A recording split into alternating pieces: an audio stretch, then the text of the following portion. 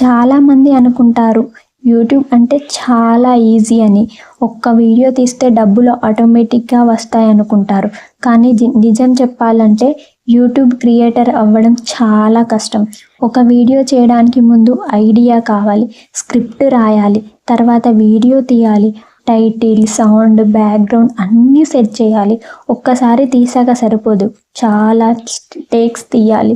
Video తీసిన తర్వాత editing మొదలవుతుంది చూడండి. ఒక్క నిమిషం వీడియోకి కూడా గంట సమయం పడుతుంది. కట్స్, మ్యూజిక్, టెక్స్ట్, థంబ్నెయిల్స్ అన్నీ పర్ఫెక్ట్గా చేయాలి. వీడియో అప్లోడ్ చేసిన తర్వాత కూడా కష్టం ఆగదు.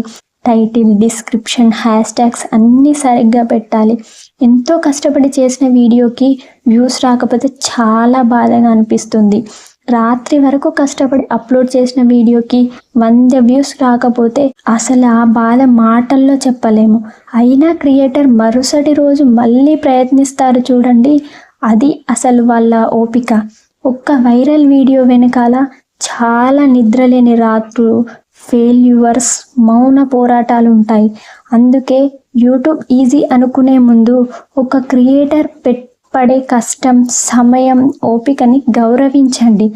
లైక్ చేయండి, షేర్ చేయండి, కామెంట్ చేయండి.